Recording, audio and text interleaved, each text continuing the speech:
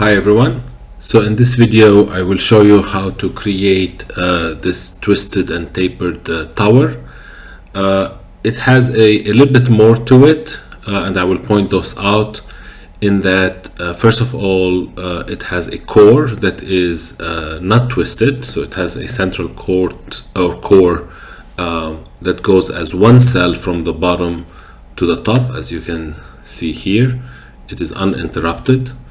And the outside of it is triangulated or tessellated, as you wish, but the floor plates are not, except unfortunately for the top one and the bottom one that had to be triangulated, but I'll explain that in a little bit. But the idea is that the exterior envelope is triangulated, but the core inside is not, and the exterior envelope is tessellated or twisted, excuse me, while the interior core remains as is. And as you can see, it's both twisted and tapered, and I'll show you how to do that using Blender nodes. Okay, so let's get started. So I will again close this and start again.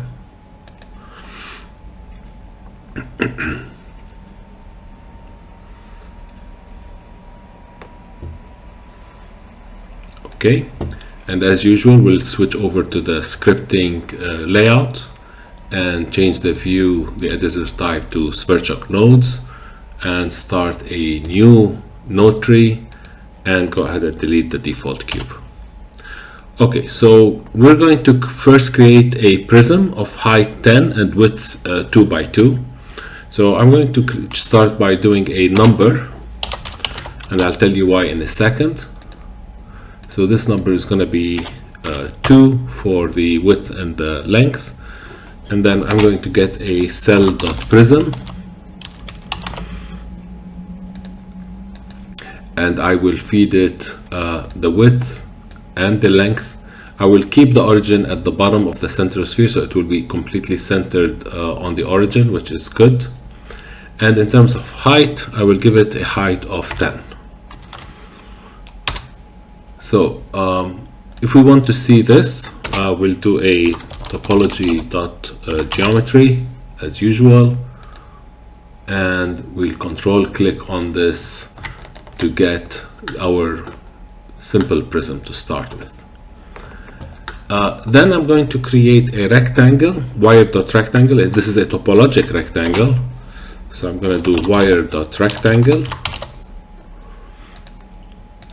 and leave it at center here. In terms of the width and the length, I always want it to be slightly bigger than the width and the length of the tower or the prism. So I'm going to do a scalar math to multiply it, and I multiply whatever that number is with 1.5. So just so that it is 50% larger, and give that to the width and to the length. Again, let's visualize this. So we'll give a copy of these and take a look at this wire, and you can see here is that wire sitting on the ground. So if I ever decide to make this, for example, larger, the wire will grow with it and will always be larger. Now, why do I want it larger? Is because I'm going to use it later on to slice this building. So in order to slice something, the face needs to be slightly larger than the thing it's slicing. So I'm going to reduce that back to 2. So now, in order to slice this into floors, what I need is about 18 of those rectangles, but spread out evenly along the height. So what I'm going to do is I'm going to go from 0.5 to 9.5 and put 18 of them there. So I'm going to do a range, and I'm going to do that through the origin. So I'm going to do replication of the origin, which will replicate the wire rectangle. So how do I do this? So I look for a number range, and I want a float number. That's fine with decimal points, but I'm going to change it to be a count, and I'm going to say that I would like to go from 0.5 to 9.5 and I would like 18 of those slices, and then use that range. If you would like to see what the numbers are, there they are, from 0.5 all the way to 9.5. Okay, so delete that and take this range and make a vertex out of them. So I'm gonna do a vertex by coordinates, and x and y should be 0, that's absolutely fine, but the z will be this range, which means then that if I look at these things, I will have 18 vertices, which in turn will give me 18 wires. So I'm going to go ahead and feed that in, and there we are. So just inspect your work, make sure it is correct.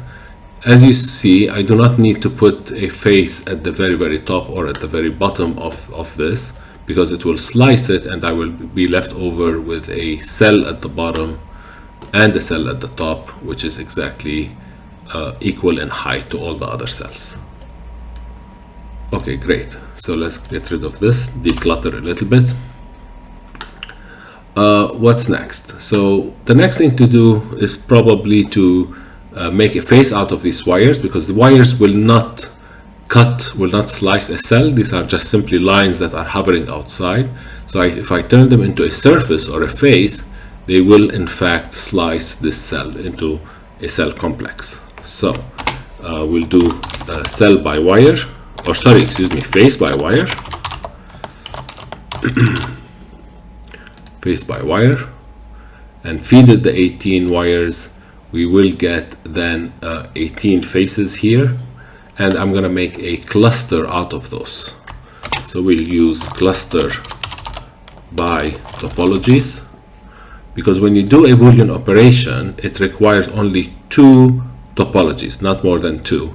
So you cannot say a Boolean operation of a cell complex with many faces. It's better to make a cluster out of these faces and slice them all at once. So I will make a cluster. So this now is a cluster, and I have of course my prism here. So now is the time to make the Boolean operation. So we'll do Boolean topology.boolean, and I will give it the cell, and I will give it the cluster, but the operation itself is going to be called slice. So as you can see here, it's slice. There are no dictionaries to transfer. And let's take a look at the end result. So I'm going to go ahead and reuse these, and you'll notice that it has been sliced. Let me hide the rectangles, the original rectangles. I don't think I need them anymore. And there is the kind of end result. If we make this translucent, you'll notice that it has interior partitions. See, there are interior faces in there, and it has been sliced correctly. So the next challenge is that we need to twist this and taper it, and in order to do that and not get non-planar faces, what I would like to do is triangulate the outside faces. So this is a cell complex, so what we can do is ask the cell complex to give us its external boundary, meaning just the outside faces formed into a cell. So let's go ahead and do that. So we can do cell complex dot external boundary. We get those, and that's a cell. And let's go ahead and say cell complex dot internal boundaries, and this is a list of faces. So we got the outside boundary and the inside boundary. So let's go ahead and visualize those just to see what they are. First, the outside boundary, the cell. That's what it looks like. I know it looks like it has interior partitions, but it really does not. It's empty on the inside. I think this is just a rendering issue. And let's go ahead and get the interior boundaries. And you see those are the actual interior faces. So, all right. So since now we have this this cell, let's go ahead and triangulate it. So this is the cell here. So we're gonna get the faces of it. So we're gonna do subtopologies and get the faces. So again, we can take a look at those. They will look exactly the same. They're just the faces of it. 78 faces. We're going to triangulate those faces. So there is a face.triangulate method.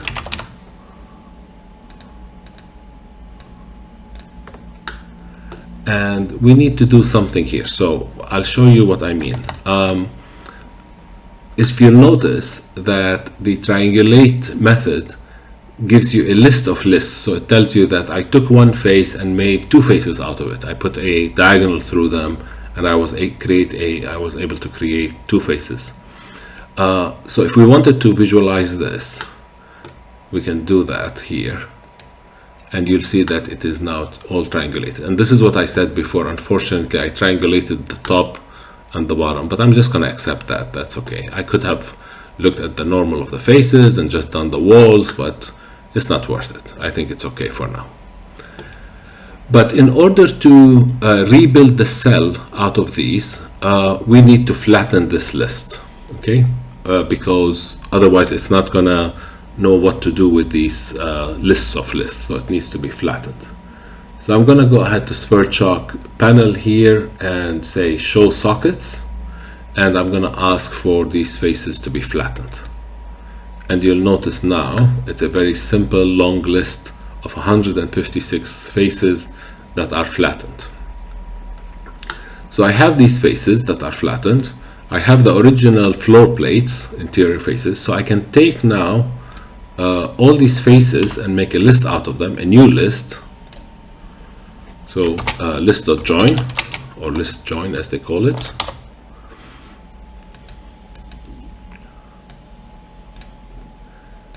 And I will try to build a new cell complex out of this. So cell complex by faces. And let's see if we can visualize that and see if we have a good cell complex here. And we do.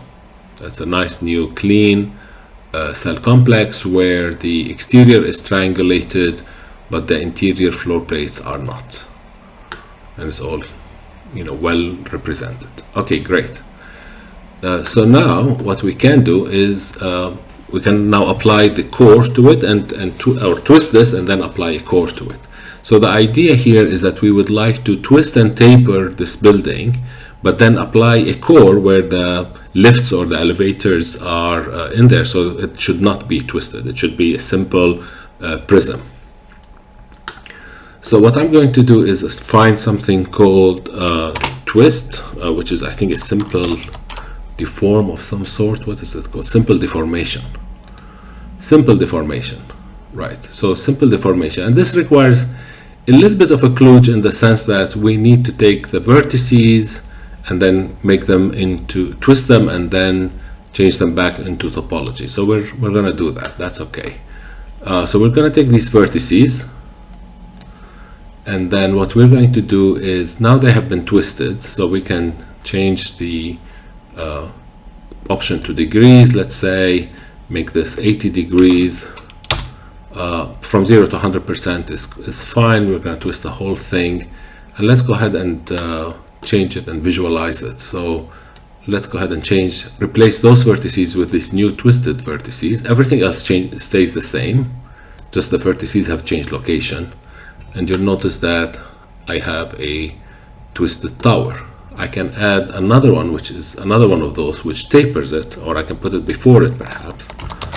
And I can change this to, let's say, a taper, and let's say the scale factor will be minus 0.8 perhaps, and pass the vertices through that and then twist them, and then we get our twisted tower, as you can see here. Great, but these are Blender geometries. It's a Blender mesh now at this point, right? These two, they are not quite, they're no longer a cell complex. So let's turn them back into a cell complex so that we can continue our work and impose a vertical shaft that is not twisted. So how do we do this? We have the vertices, we have the edges, and we have the faces. So we can use topology by geometry to recreate the topology that we need. So we look for topology by geometry, and we feed it the twisted and tapered vertices coming from Blender, the Blender edges, and the Blender faces. And let's see what we get. So we got a shell, unfortunately. So well, let's find out if we can turn that into a cell complex. So we might need to do, we might need to do a get the faces again, because it failed to do a cell complex, but it did a shell for us. That's all right. So we're gonna take the faces. I might have been able to take the faces from here. I'll try that in a second and say again cell complex by faces, and let's see if it succeeds. And sure enough, it succeeded. It created a cell complex. So I will have to take a look at the code and say, why did topology by geometry create a shell and not a cell complex from the beginning? It might be an issue of tolerance. So let's try to see if we can take those faces, which are topologic faces, just to test it one more time and see if that works. It looks like it has worked. Let me try it one more time here. It certainly is a cell complex, so we really don't need this step. So we can just take the faces and build a cell complex out of it. And just to check it, let's do a topology.geometry again on it. And again, let's take this one. And now we just give it these again.